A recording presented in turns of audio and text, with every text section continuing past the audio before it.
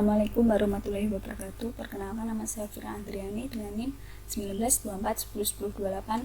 Nah, di sini saya akan membahas tentang jawaban saya praktikum 7 data mining naive Bayes classification. Nah, untuk nomor 1 yaitu ulangi langkah pada kode 1 untuk dataset iris dan adul masing-masing, gunakan perbandingan 0,2, 0,3, 0,4 lalu tuliskan akurasinya. Nah, kita masuk ke kodenya. Nah, di sini kita menggunakan Ribari Pandas SPD lah, kita menginputkan, lalu kita membuat variabel df iris, pd, rate, csv, iris csv. Nah, lalu kita tampilkan data frame iris di indeks ke 0 sampai ke 4.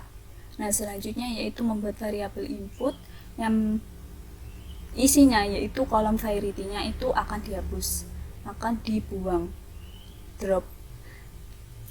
Nah, selanjutnya kita membuat variabel target yang isinya merupakan kolom variety dari data df underscore iris. Nah, di target ini yang merupakan kelas dari data frame iris.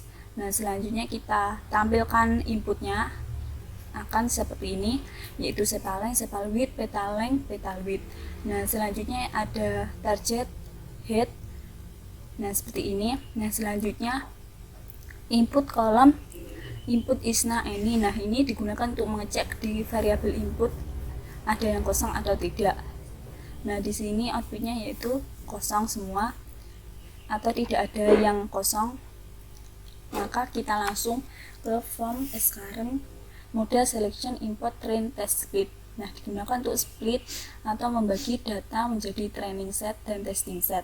Nah, xtrain, xtest, ytrain, ytest, train test split yang ada parameter input, target, test 0,2, random state 100. Nah, xtrain ini untuk menampung data source yang akan di training, lalu xtest untuk menampung data target yang akan di testing, lalu untuk ytrain untuk menampung data source yang akan digunakan untuk di training. Selanjutnya ada ytest untuk menampung data target yang akan digunakan untuk testing. Nah, selanjutnya ada parameter input dan target untuk digunakan saat mendefinisikan data source dan data target.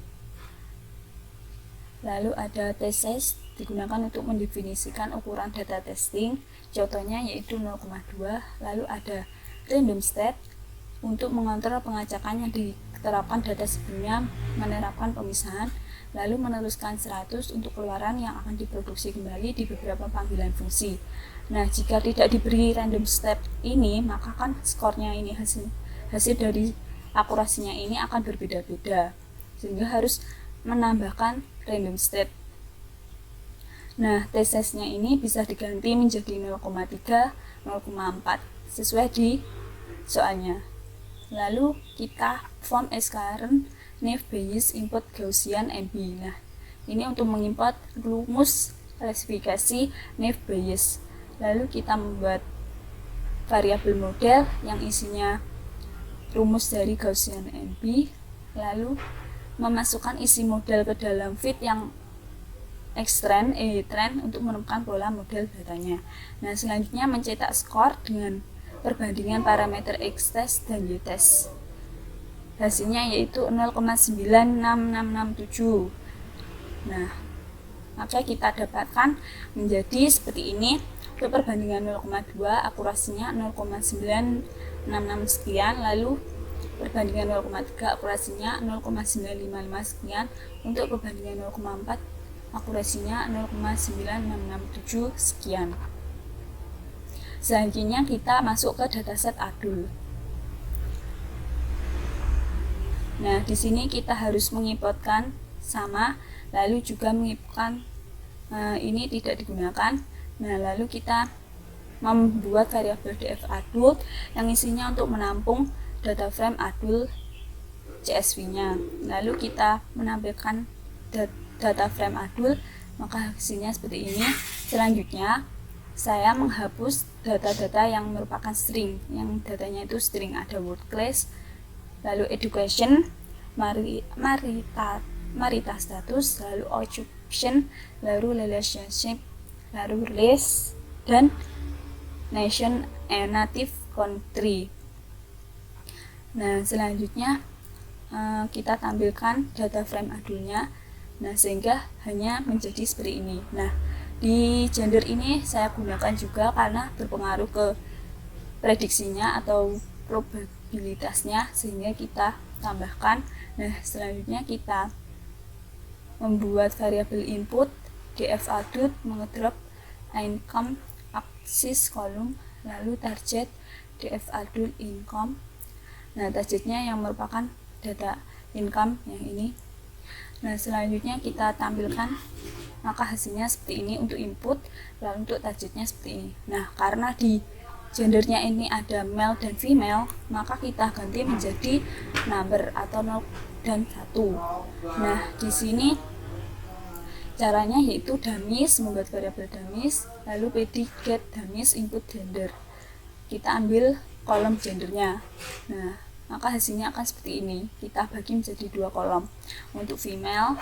Nah, untuk female yang angka 1 merupakan female, untuk angka 0 yaitu male. Nah, di kolom male itu untuk angka 1 yaitu male, nah untuk angka 0 yaitu female. Maka ini adalah kebalikannya. Nah, selanjutnya kita input pd concat input dummies aksis kolom. Nah, di sini kita tambahkan kolom-kolom di atribut input dan dummies. Nah, maka hasilnya seperti ini. Nah, selanjutnya kita hapus bagian gendernya ini dan male sesuai di kode dari modulnya. Nah, jika kita juga bisa dapat menggunakan male, akan tetapi saya menggunakan female saja. Maka yang dihapus yaitu gender dan male. Maka hasilnya seperti ini. Selanjutnya kita mengecek apakah data di variabel-variabel itu ada yang kosong atau tidak dengan cara input kolom input isna ini. Maka hasilnya seperti ini. Nah, di sini tidak ada data yang kosong, maka kita langsung saja home as current model selection import train test split. Nah, digunakan untuk men-split atau membagi data menjadi training set dan testing set. Lalu xtrain, xtest, ytrain, ytest sama dengan train test split dengan parameter input target test size 0,2 random state sama dengan 100. Nah, sama caranya tadi, kita tinggal mengganti test size-nya saja. Nah, digunakan juga untuk random state untuk menghasilkan skor yang tetap. Nah, jika tidak menggunakan ini, maka akan skornya itu akan berbeda-beda. Nah, selanjutnya form as current naive Bayes import Gaussian untuk mengimport rumus klasifikasi naive Bayes, lalu membuat modelnya dengan isinya rumus dari Gaussian NP, lalu memasukkan isi model ini ke dalam fit dengan parameter xtrain ytrain untuk menemukan model datanya, lalu model skor dengan parameter xtest ytest untuk mencetak skor kebenaran dengan keperbandingan parameter xtest dan ytest. Nah, hasilnya seperti 0 ini 0,8011 sekian. Nah, saya tulis perbandingan untuk 0,2 yaitu akurasinya 0,80 sekian, lalu untuk perbandingan 0,3 0,79 sekian, untuk perbandingan 0,4 yaitu 0,79 sekian. Nah, setelah itu untuk masing-masing dataset carilah subset kombinasi dari atribut yang memberi hasil klasifikasi lebih baik dari data aslinya. Nah, saya yang pertama yaitu dataset iris. Nah, di sini saya mencoba ada yang kombinasi hanya satu kolom atau satu atribut, lalu ada 2 atribut, dan lalu ada 3 atribut. Nah, untuk data yang pertama yaitu kombinasi satu atribut saja yang menghasilkan perbandingan 0,2, akurasinya 0,8, untuk perbandingan 0,3 yaitu 0,7 sekian, lalu perbandingan 0,4 0,783 sekian. Nah, untuk sepal width akurasinya seperti ini, untuk petal width seperti ini, lalu petal width seperti ini. Nah, selanjutnya untuk data iris sepaleng petal width seperti ini. Untuk sepaleng petal width seperti ini, itu 2 kombinasi ya. Lalu itu sepal width petal width Ini untuk sepal width, petal width. Untuk petal length, petal width, sepal length, sepal width, petal length. Ini untuk 3 kombinasi. Nah, kita bandingkan dengan yang data aslinya, yaitu 4 kolom-kolomnya saya gunakan, yaitu ada ini perbandingannya. Nah, menurut saya itu ada beberapa di kolom 1 ini, hanya menggunakan kolom 1 ini, ada yang sama, hasilnya itu sama dengan di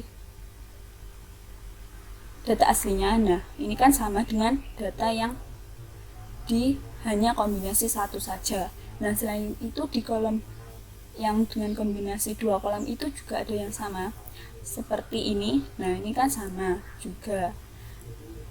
Nah, ini juga sama. Lalu di 3 juga sama. Nah, ini juga sama.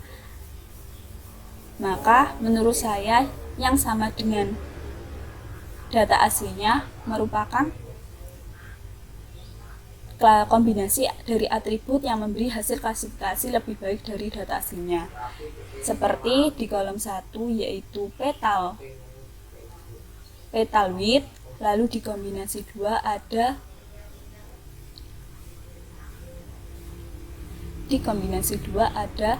sepal width, petal width, lalu untuk di kombinasi 3 ada petal length. Nah, di kombinasi 2 juga ada petal length dan petal width. Lalu di kombinasi di ketiga ada sepal length, sepal width, petal width, lalu ada sepal width, petal length, petal width. Nah, ini merupakan hasilnya itu akurasinya sama-sama semua. Nah, kita langsung saja ke data adut. Nah, di sini saya menggunakan 4 atribut saja. Nah, kita hapus beberapa atribut yang tidak gunakan sehingga hanya menggunakan 4 atribut ini. Nah, selanjutnya hasilnya yaitu 0,80 sekian. Nah, untuk perbandingan 0,3, 0,80 sekian, lalu untuk perbandingan 0,4, 80 sekian. Nah, setelah itu saya menggunakan hanya 3 kolom saja, maka hasilnya 0,77 sekian, lalu 0,77 sekian, lalu ada 0,7 sekian. Nah, menurut saya itu yang paling bagus adalah, nah kita bandingkan dulu dengan dataset aslinya. Nah, ini lalu kita lihat di sini. Nah, menurut saya itu yang paling bagus yaitu menggunakan 4 atribut ini. Age, educational 6, lalu gender, house per week. Yang paling bagus yaitu kombinasi 4 atribut ini. Lalu saya membuat kesimpulan, memperlakukan setiap atribut secara independen dan sama penting yang dapat menyebabkan hasil yang bergeser dari yang seharusnya. Nah, terutama dalam memilih banyak atribut yang saling terikat, di mana kaitan tersebut akan mempunyai efek yang lebih pada nilai akurasi yang didapat.